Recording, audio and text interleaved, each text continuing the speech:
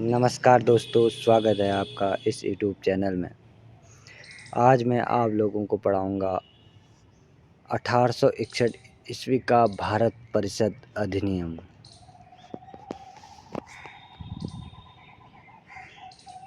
Governor, इसकी महत्वपूर्ण जो विशेषताएं थी, गवर्नर जनरल की कार्यकारिणी परिषद का विस्तार किया गया। विभागीय प्रणाली का प्रारंभ हुआ लॉर्ड कैनिंग द्वारा। इसमें जो विभागीय प्रणाली जो है यहीं से प्रारंभ हुआ था 1861 के अधिनियम। गवर्नर जनरल को पहली बार अध्यादेश जारी करने की शक्ति प्रदान की गई। जैसे अभी राष्ट्रपति राज्यपाल को दी जाती है, उसी समय जो दी थी गवर्नर जनरल को 1861 एक्ट के तहत पहली बार अध्यादेश जारी करने की शक्ति प्रदान की गई थी। अब क्या कहा गया?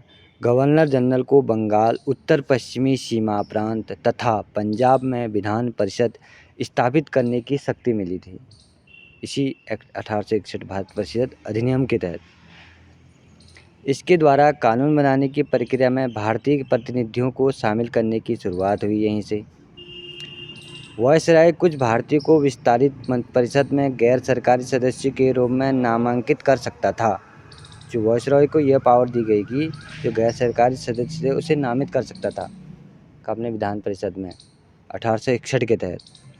1862 में लॉर्ड कैनिंग ने 3 भारतीय बनारस के राजा, पटियाला के महाराजा तथा सर दिनकर राव को विधान परिषद में मनोनीत किया था।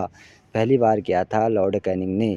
जो गैर सदस्य होते थे, गैर प्रतिनिधि सरकारी, उनको इन्होंने पहली बार मनोनीत किया था। अब पढ़ते हैं 1873 का अधिनियम। इस अधिनियम द्वारा यह उपबंध किया गया, मतलब यह निर्णय लिया गया था कि ईस्ट इंडिया कंपनी को किसी भी समय भंग किया जा सकता है। यह निर्णय किया कि जो ईस्ट इंडिया कंपनी 1600 में भारत आई थी उसे कभी भी भंग किया जा सकता है। 1 जनवरी 1884 को ईस्ट इंडिया कंपनी को औपचारिक रूप से भंग कर दिया गया। किस एक्ट के तहत? 1873 के तहत।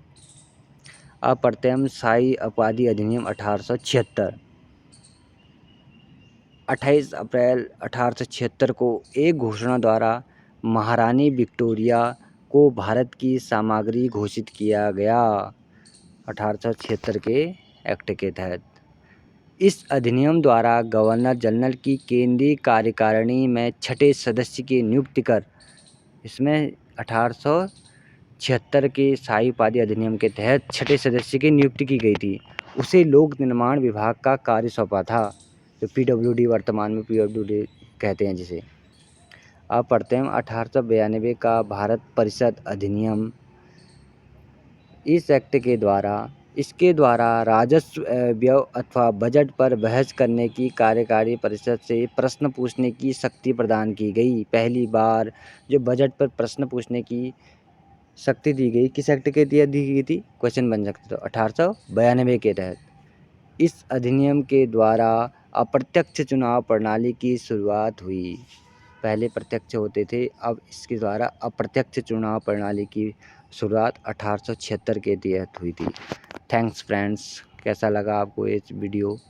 कृपया अच्छा लगा तो लाइक, सब्सक्राइब, कमेंट करें ताकि अच्छे से अच्छे वीडियो मैं आपके लिए लाता रहूं और मेरा में भी इम्प्रूव होता रहे। Thanks friend.